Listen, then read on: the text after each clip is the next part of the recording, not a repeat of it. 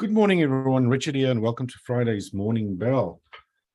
Right, guys, we have the jobs numbers coming out right now. Hopefully you can see that on my screen. And now that pops up. Apparently, these numbers are quite important.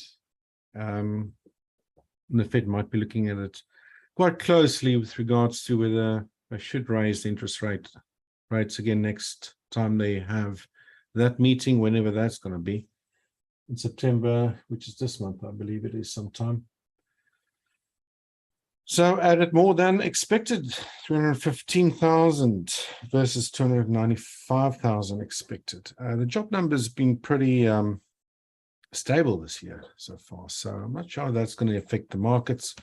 And boom, we have a nice little pop thus far on the ES. Right, let's jump into the markets quickly. As always, we're going to look at the ES, the NQ, crude oil, and gold. Just a quick recap where price has been, these areas that we marked previously, where price found support, a center median line of a very long-term pitchfork, right at that area. We're going to start doing the morning bell roundabout here. Price moved higher and has reached multiple targets that we projected price might move into, again, using market geometry. Now, these highs that we've seen last month on the 16th is in a zone that we identified where we thought we might see a potential third wave high and then expect a pullback. Now, that pullback, as we all know, has been pretty aggressive. Price moved lower, and let me quickly mark this out for you. We were thinking that we've seen a first wave high in ABC for a 2, an impulsive third, and that this was some sort of fourth wave that was correcting lower. And sort of at this time, we had this green zone here where we believed a fourth wave might end. We had an initial bounce to the upside on the ES. Similar thing happened on the NQ. But then price moved lower instead, quite aggressively again. This after the Jackson Hole Symposium thing, where Fed Chair Powell again said that they'll continue raising interest rates for as long as they think is necessary. So we mentioned that this was a third wave high, then a fourth wave should not move into the area of the first wave, and that can't be a fifth wave again. Now, disregard it's telling me A, B, C, D, E. I'm still trying to get rid of this tool and get a better one made for myself. But anyway, I hope you get what I'm talking about here. We had an invalidation zone of 3,950, meaning a fourth wave can't pull into the area of the first wave. That being said, although I don't really like this count, but it is what it is. It could also be that we've seen a 1, an A, B, C for a 2, and then there was somehow some sort of a third wave in here, an extremely small fourth wave, which would mean it's very bullish with the fifth wave completed. And that this entire move that we've seen down here was some sort of an A, B, a C, and that we potentially could then see a move. Let's just do this. That mimics this first move to the upside. Come on, something like that. Or, in a bigger scheme of things, this was the first wave, second wave completion, and now we're potentially seeing some very strong third, fourth, and fifth wave to the upside. That being said, although this interpretation could be correct, this move to the downside has been very strong. And yes, we are getting a bounce higher now. So how the markets will interpret things, is this just going to be a little bounce with a reversal again? Difficult to say. So in the short run, this retracement down to the downside here has reached, I think I looked at this earlier today, the 61.8 retracement from the June lows till this August highs. If you actually zoom in there, it's just missed it, but close enough, right? 61.8 FIB retracement, the golden ratio. So now we're going to see a move back higher here with price breaking these previous highs as set in August. Don't know. I'm still wary that price obviously broke this invalidation zone with that original counter I've shown you.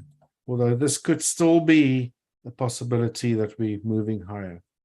Either correcting a corrective move that's still incomplete, or if this is some sort of a third wave that's going to follow now, it really needs to kick off and move with a lot of strong momentum to the upside, like you would expect from an impulsive wave.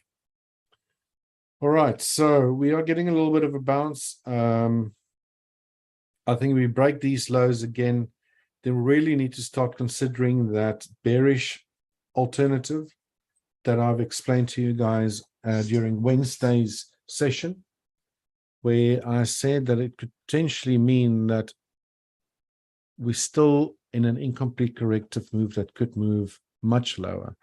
And what I mean by that was I said that we potentially had an A, expanding flat B, and in a C wave that ended here. Then this move that we've seen here could potentially have been the same sort of a mimic of what happened over here, if that makes sense.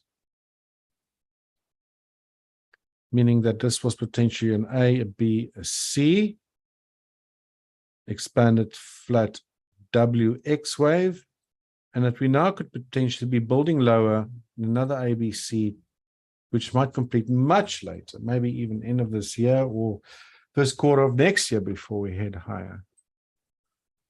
Right, so that is definitely a possibility. We are bouncing higher now. How long this is going to last, we'll have to wait and see. So let's quickly talk about targets here, and potentially another reason why we might be seeing support here. Let's go to the 4-hour chart.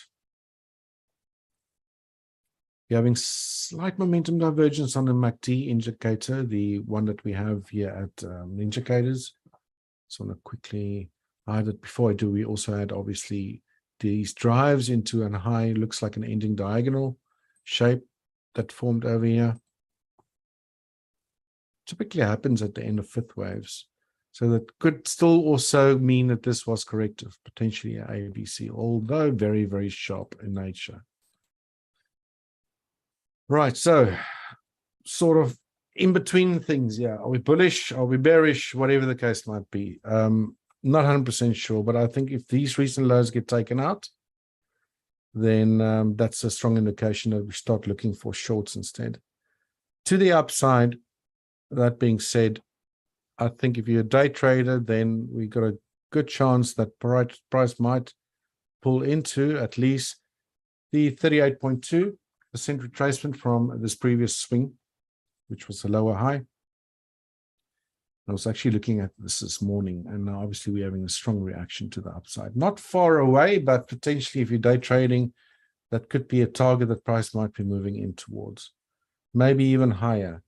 This green zone we had here before was taken from a volume profile node, a high volume profile node that we had there.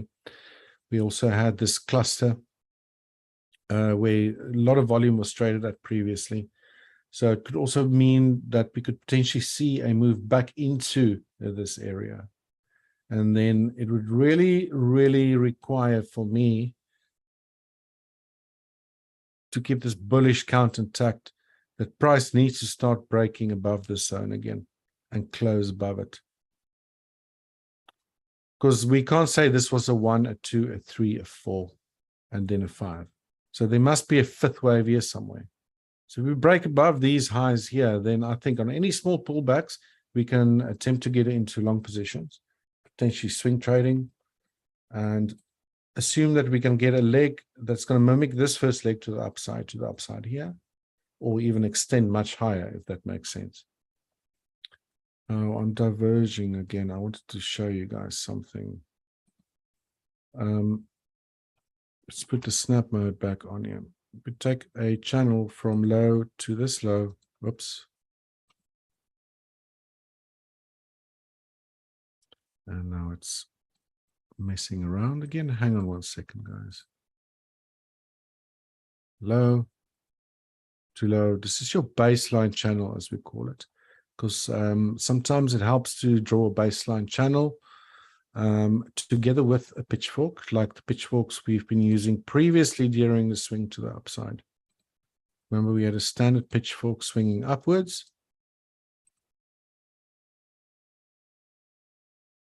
And remember, there was also a downward sloping pitchfork, and everything came together at this area.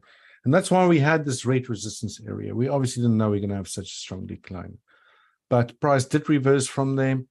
And at that stage, we said, be careful for taking longs. And it did work, obviously, for a change.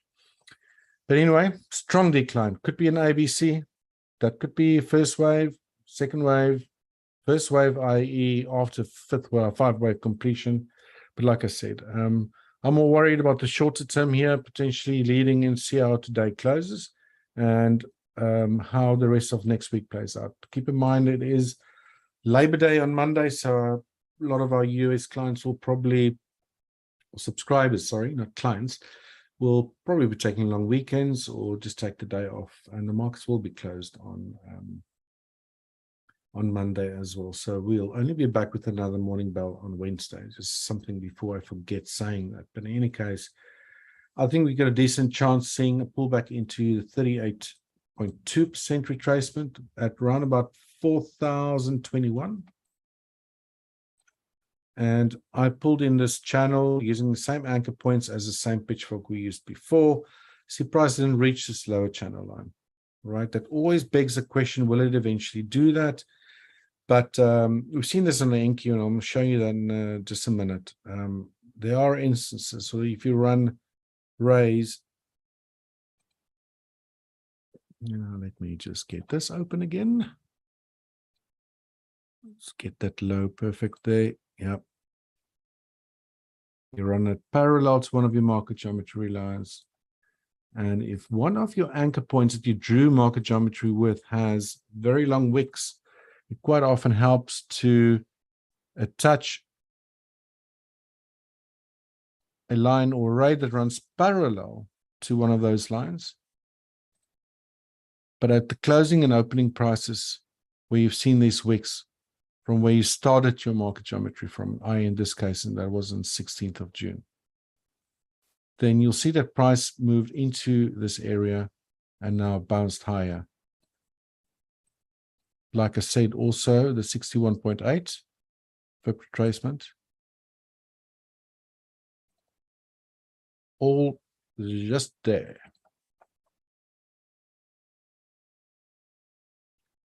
I'm going to keep that on there for a while. Like I said, if that gets broken with strong momentum downside, then we seriously need to start thinking that price is going to test these lows and switch to that bearish bias, right? Okay, markets always keep you wondering and guessing, which is why we use certain techniques. And now other people obviously use other techniques. Market geometry works really well to find areas where where price might move into, find support and resistance. Cases like these, you want to build a case that why is price bouncing higher, regardless of fundamentals, for example, in this case, just using your analysis. And this could be a reason. Maybe it's just a 61.8 because, everyone watches the 61.8 level. And maybe this is good enough to run an array like that. Sometimes you should be careful not to just draw stuff that you want to be seeing. You understand what I'm saying? Create some sort of false sense of hope or analysis. But in any case, we might potentially see a move to the 4,021 level. And then we also have the center median line of this base channel that I've drawn, slightly higher. And let me just label that out for you. So if you want to rewatch this video and the recording afterwards, then you might just go and do that and bring in these lines on your chart yourself. So that's currently lying around about, come on, man. Let's get rid of the snap mode again. Slightly higher. Almost 4,030-ish, right? Slightly above the 38.2 retracement level. So initial reaction strongly to the upside. We are putting back now again. It'd be interesting to see how things progress. When the stock market actually opens. And yeah, maybe this is just a knee-jerk reaction. Like I said, very important that we keep these levels in mind. I'll mark them out for you too. Again, a strong break below there. And I'll really need to start considering that we need to look for trades on the short side of things. So technically, this could have been a corrective move to the downside. Again, very strong move to the downside. Before I go to the NQ, let's quickly draw a pitchfork sloping downwards in the direction of what could potentially be a correction. Let's see if there was any support at these levels.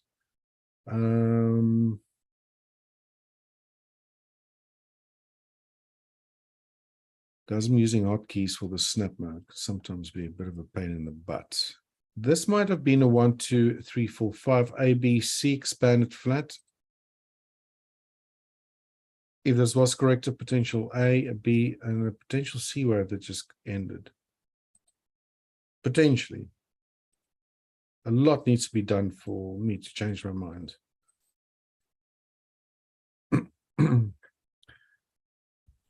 Strong decline, you probably want to use a standard pitchfork like we did over here.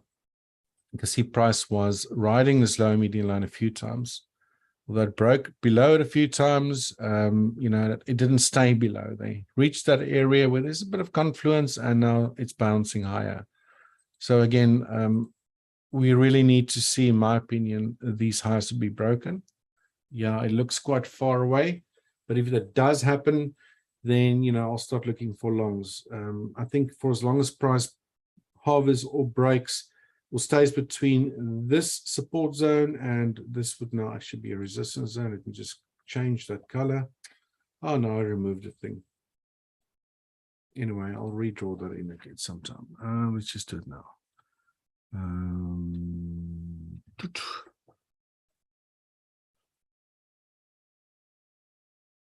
Bear with me, guys.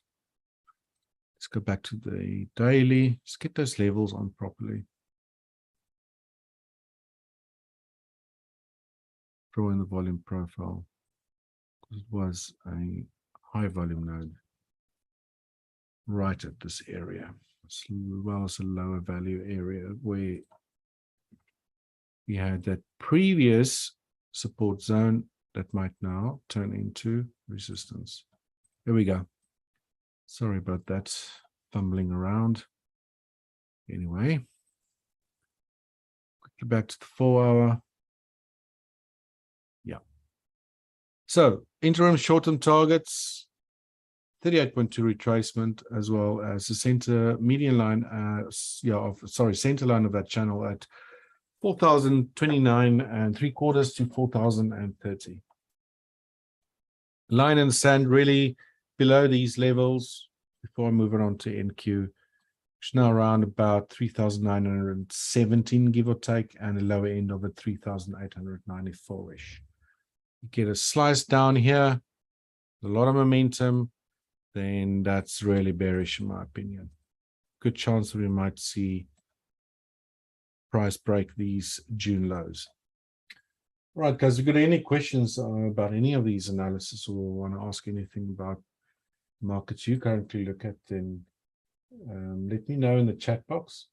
Like I said, we are streaming on YouTube and via Zoom.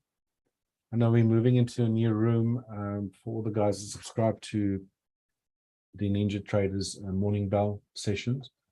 We're moving to a new room next week, probably start launching that on Wednesday, because Monday is obviously the Labor Day holiday. So you'll get new information in your inbox about that. So just keep an eye on that, okay? Everything will stay the same, remain the same. I'm just going to use different software to stream with. Okay. How are we doing for time? Let's jump into the NQ, which will probably look very similar than the ES. Give it a few minutes to load.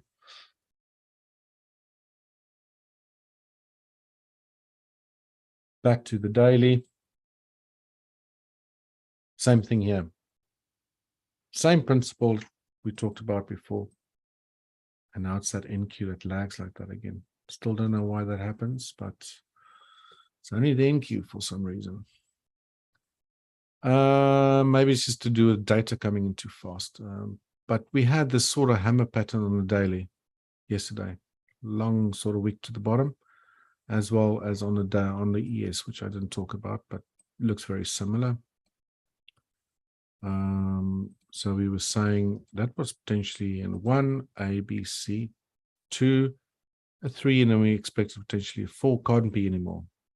Of course, price moved into the area we proposed the first wave was 12,262. That was our invalidation level.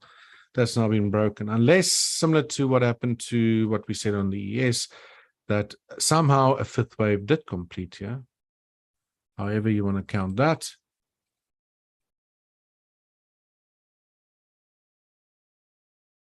And that what we're seeing now was potentially the end of ABC. And now price is going to move higher. Still don't really like those counts, but it is what it is. For the longest time, the NQ has been following this long-term pitchfork sloping to the upside. And this is that instance where I talked about before on the ES just a little while ago, where price doesn't necessarily have to move into a median line. So if you have one of your anchor points that's got long wicks like this, in this case, the 3rd anchor point that we used, 1, 2, 3rd one, and you run array parallel to your pitchfork lines, or your median lines, but you project it from an opening or closing price, then quite often it will act as support, which is what's making me thinking could have happened on the ES as well. Again,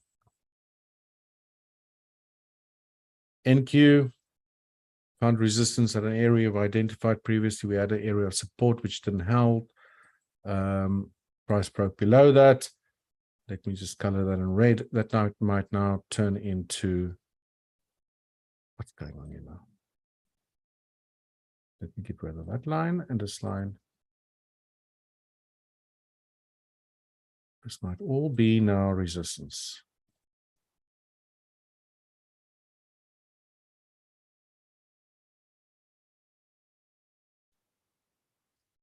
All right, same thing.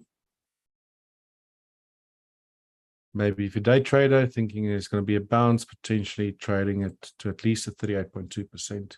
Retracement 12,477, or maybe even higher into this previous support zone that we had over there. And I made it a little bit wide now, but it's pretty good like it is, I think. Okay, so not much different than the ES. Here, retracement. Just get rid of that.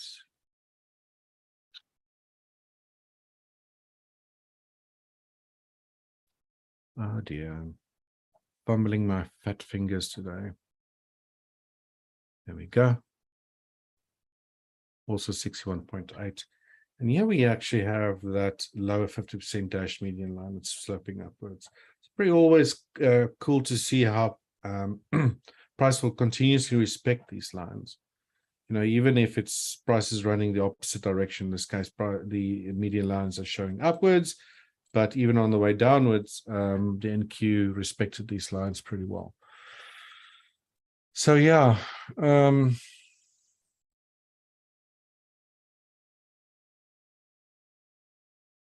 have to see what happens when stock market opens. Are we going to see a nice pump to the upside? Again, I think we'll need to break these previous highs here, or previous price structure during this move to the downside without actually moving much lower. For me to think that this was potentially a 1, a 2, a 3, 4, 5, A, B, C, and another move that's higher. Like I said, it's either going to mimic this move in length or in range to the upside, or be expansive to the upside. So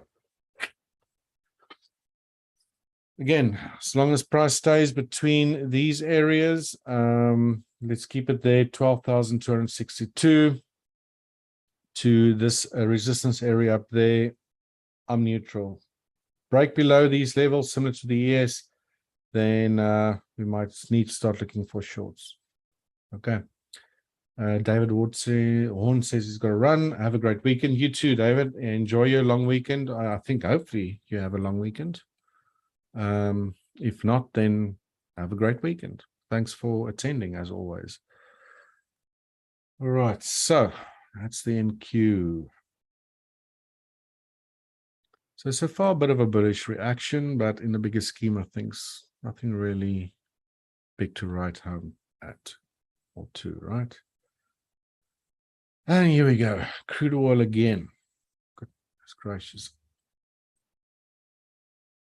We said last week that we don't want to see price move above this 97.80 sort of level, which was in line with this centimeter line of a downward sloping pitchfork using the three most prominent anchor points, that real crazy high that we've seen to this low, to this lower high. Now, price pulled right back into it and got rejected to the downside. Just get rid of the MACD divergences quickly again. So I'm going to keep, or let me get rid of that. Just get this chart a bit cleared up. Strong decline. And yet again, we are at a pretty large sort of area where previous lows formed, where price is continuously finding support at. Pretty large zone. I mean, what's that? Like a $4 sort of range on that zone. Plus or minus, not like 100%. Just visually eyeballing what we're seeing here. But that being said, if you run that sort of zonage from this area when prices made low in March, then it was tested once, arguably 2, 3, 4, 5, or 1, 2, 3 times. And I said on Wednesday, you know, you get bottoming patterns or topping patterns like double bottoms, double tops, triple bottoms, triple tops, but you don't really get quadruple bottoms, quadruple tops. Although it does occur, even more so probably on smaller time frames. You know, you would expect that if price tests an area again, that it will initially break, especially on the fourth revisit of that area. So we said a close below this area happened yesterday, and bam, immediately back up again. So really good luck trading in crude oil. If you are a day trader, then potentially you could trade these ranges. But resistance potentially now on this bounce to the upside, you get rid of all of these lines, or most of them. At the center line running to the upside here. Currently at 90, 40, 90, 90, 42. We get another rejection here, then really now. I've been saying this for the longest period of time. We should see a test of, hopefully see a test of the April lows at 84.48 and the March lows at 83.65.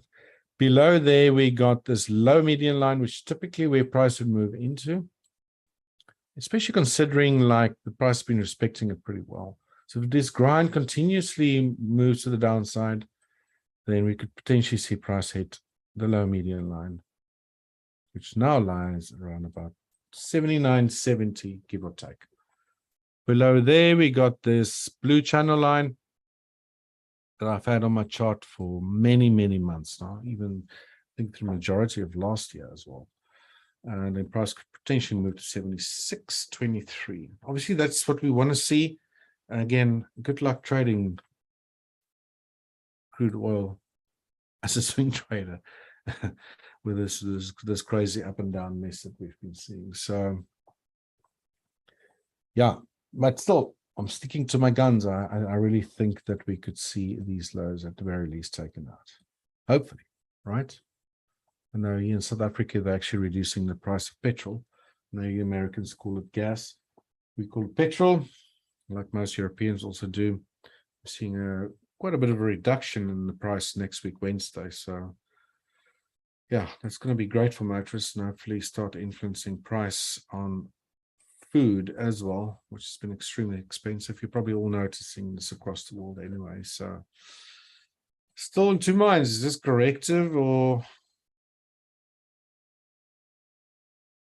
It's not shown any sort of signs of impulsive behavior to the downside to tell me that this is the start of a much deeper move. So this up and down, nonsensical zigzagging formations could still mean that we're potentially correcting. But yeah, we'll take it as it comes. Crude oil is not a market I'm trading at the moment.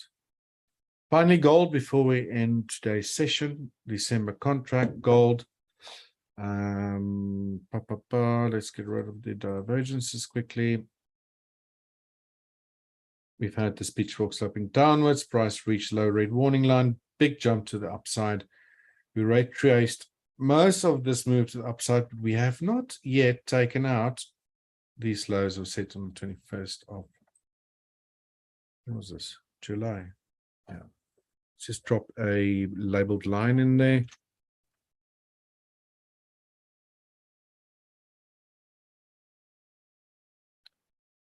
$1,696.50.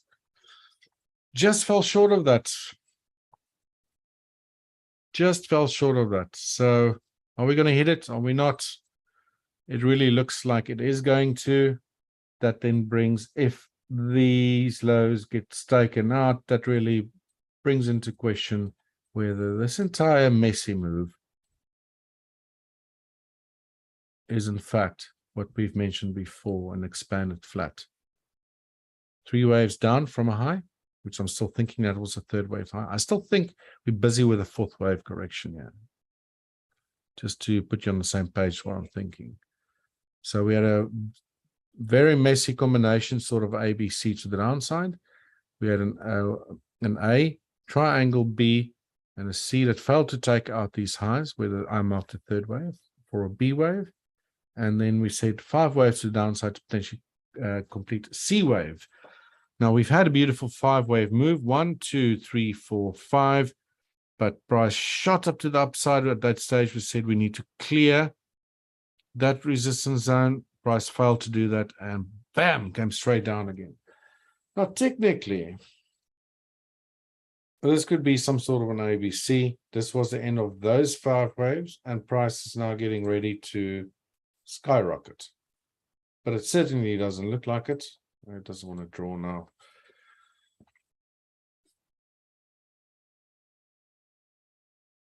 And the C wave potentially completed already over here, these lows, and that this first move to the upside was this move over here. Very sharp ABC, which is not taken out this low, that low over there. Came very close to it, and now we can see a strong move to the upside. But it doesn't look like that's really the case. I mean, coming so close to those lows, it just looks like it's going to be broken. So that brings into question, if this is a 5 wave move to the downside, then potentially we're seeing a 1, 2, 1, 2, 1, 2, meaning that we can see a massive decline still in gold. Again, sort of these levels, although it's broken, that's these set in, when was it, March 2021, April 2021, August 2021, this low in July 2022 this year. Are we going to bounce now again or not? But I think we break these lows again with decent momentum. I think we can see quite a strong decline still in gold. Again, difficult to say, but we'll keep an eye on things. So yeah, potentially these levels still to be broken, 1696.50, unless price, similar to what happened on what we're saying, sorry, not happened yet on the ES, on the NQ, price starts breaking these previous structures on the way down, then only then can I say, in gold's perspective, 1779-ish, that without price obviously breaking these lows, right? If it goes straight up from here, then I'll say, okay, there's a decent chance that we're starting to move higher. If price starts looking impulsively, we can switch to a smaller time frame and try to get into small pullbacks to the downside, see if we can hit some targets back to the upside again, like we've done in most of these markets on the way upwards. All right. Miguel. Sorry, I almost didn't check the chat box. How are you doing, man? Those green zones that you show on your charts, buyers with limit orders. Miguel, basically the zones that I've shown on my charts, let's quickly go to the ES. In this case, this green zone that I have over here was basically just an area where I had confluence of market geometry. So quite often, if you have different angles, support resistance from different market geometry areas, and they all pull into or show towards an area where you have confluence, that's normally where you get reversals from. Now you've got to pay price structure with that and all that sort of stuff. Try to figure out that you deal with a corrective move. Are you just expecting a little bounce, or are you expecting a massive change in trend? So if this is not what you're talking about, these boxes, the green one and the red one I've got on my chart here, is actually areas where we had confluence of multiple market geometry lines. Now, this red zone over here, let me just get rid of some of these lines so you can see what I'm talking about, was actually a high volume area that I've identified previously using, let me just get rid of that so I can clear things up. The volume profile of this decline to the downside. This volume profile basically tells you where most of the volume was traded during a previous move, in this case to the downside. Now, quite often what you'll see is, like in this case, price pulls back upwards, even when it reached these previous areas. And remember, we're just measuring from this high to this low. We're not taking into account the volume profile or volume over here. You see how price pulls into a high volume area. That's like sort of, I can say, peaks that we're seeing here on the horizontal axis. You see resistance. Then you'll have these smaller reactions. I see a little reaction when price reaches this peak. And then what we call these voids, where there wasn't much of volume, you quite often see an acceleration of price, like it did over there, from here to there. Now, during a pullback, as price cleared these areas, we expected, and with price structure thinking we had the third wave high, we might see a corrective move back into this high volume node. See how I encompassed that for you there. Now, price initially reacted from it, but it was sort of the time when the Jackson Hole Symposium thing was going on. Or was it actually? Yeah. And we were saying, like, be careful, you know, we're having a bounce, but it depends on what Chair Powell's going to say. And, you know, it was pretty hawkish, a hawkish stance that he had, and boom, market went straight down. So support here was not actual support as in, you know, structural support that much. It was more taken from the volume profile, where previous traders basically traded from, okay? Hopefully that answers your questions. Guys, if there are any more questions, please let me know. If not, then I'll call it quits here, and then I'll be back on Wednesday again.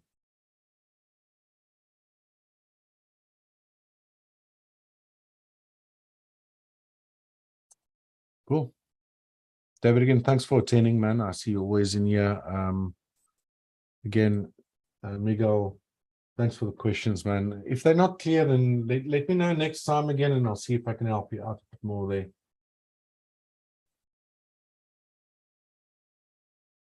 All right, cool. No more questions, and then I'll call it that. Guys, thanks very much for attending. Again, I hope you all have a fantastic weekend off. If you're on the US, hopefully you have a great Labor Day and a long weekend if you're taking one. And then, yeah, all of the best. Like I said, we'll be back on Wednesday, same time, and Friday next week again. All of the best that side. Take care and goodbye.